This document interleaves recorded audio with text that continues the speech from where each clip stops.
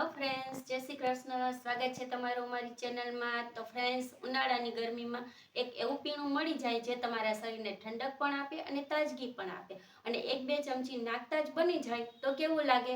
તો ફ્રેન્ડ્સ, આજે આપણે એક એવું સિરપ બનાવવાના છીએ જે તમે પાણીમાં પણ પી શકો છો અને દૂધમાં પણ પી શકો છો, જે એકદમ સુગંધિત અને તાજગી ભર્યું બનીને તૈયાર થાય છે.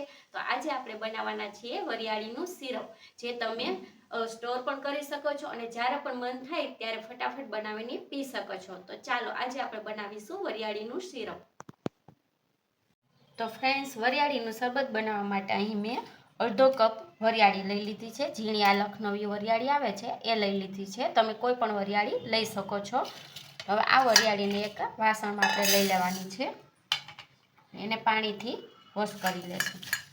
આપણે વરિયાળીને પલાળી અને પછી એનું શરબત બનાવવાના છીએ. એટલે એકવાર પાણીથી વોશ કરી લેશું. ત્યારબાદ વરિયાળીને 4 થી 5 કલાક માટે પાણીમાં પલાળીને રાખવાની છે, જેથી વરિયાળી સરસ ફૂલી જશે. પછી આપણે એની પેસ્ટ બનાવવાની છે. આવી રીતે પાણીથી પહેલાં ધોઈ લેશું.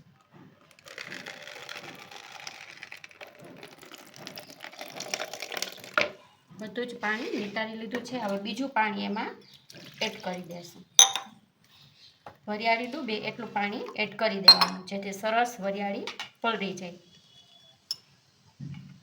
આ પ્રોસેસ કરવી જરૂરી છે, તો જ મિક્સરમાં સરસ એની પેસ્ટ થશે. તો આપણે વરિયાળી પલાળી દીધી છે. હવે 4-5 કલાક પછી શરબત બનાવીશું. તો ફ્રેન્ડ્સ, આપણે વરિયાળીને પલાળી એને 4 કલાક જેવું થઈ ગયું છે. તમે જોઈ શકો છો સરસ આપણી વરિયાળી પલળી ગઈ છે. આમ દબાવશું ને તો સરસ આમ દબાઈ જશે. હવે આ વરિયાળીને આપણે ગાળી લેશું, જેથી વધારાનું પાણી હોય એ નીકળી જાય.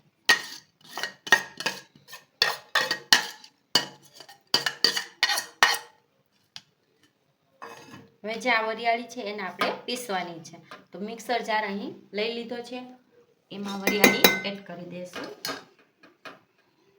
અને બધી જ વરિયાળી એક સાથે નહીં નાખી, 2 પાર્ટમાં કરીશું અને એમાં થોડી ખાંડ એડ કરીશું, જેથી વરિયાળી સરસ પીસાઈ જશે. 2 ચમચી જેટલી ખાંડ એડ કરી દઉં છું. પહેલાં એમને પીસી લેશું, પછી થોડીક વાર પછી એમાં થોડુંક પાણી એડ કરીશું. તો ફ્રેન્ડ્સ, જોઈ શકો છો વરિયાળી અધકચરી પીસાઈ ગઈ છે, અધકચરી. તો હવે આપણે એમાં પાણી એડ કરીશું અને થોડી પેસ્ટ જેવું તૈયાર કરવાનું છે.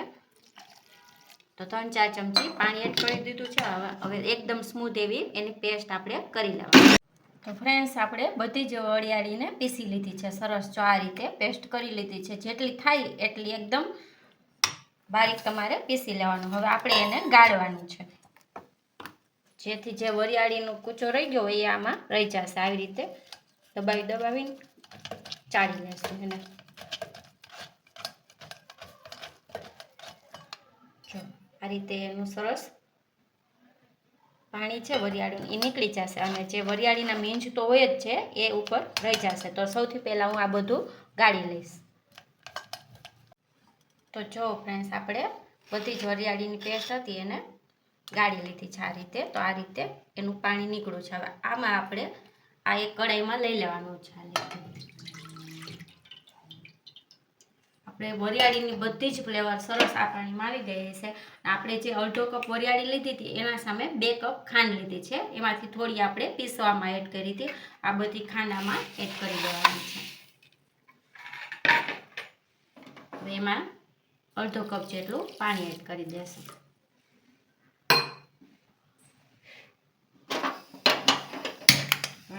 આ બધું જ આપણે સારી રીતે ઉકાળવાનું છે.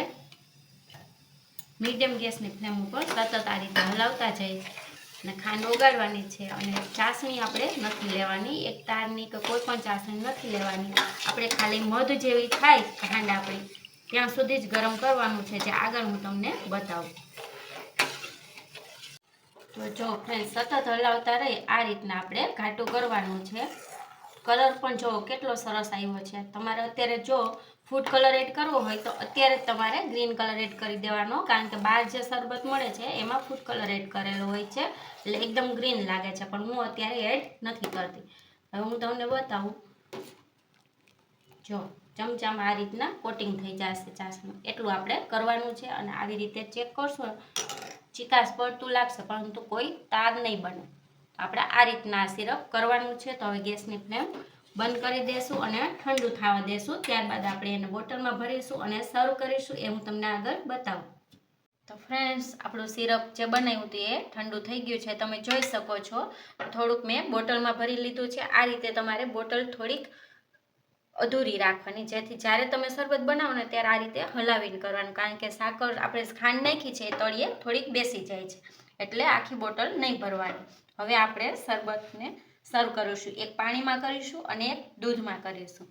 અને ફ્રેન્ડ્સ, તમે ખાંડની જગ્યાએ સાકરનો પણ ઉપયોગ કરી શકો છો. તો સૌથી પહેલાં આપણે એડ કરીશું આઈસ ક્યુબ. 2 ગ્લાસમાં આઈસ નાખી દઈશું. આ છે સબ્જા સીડ, જેને મેં પલાળીને રાખી દીધા હતા, એ 1 ચમચી એડ કરી દઈશું. હવે એક પાણીમાં બનાવશું એ આપણે આમાંથી લઈ લેશું. 2 ટેબલસ્પૂન જેટલું સિરપ તમારે લઈ લેવાનું.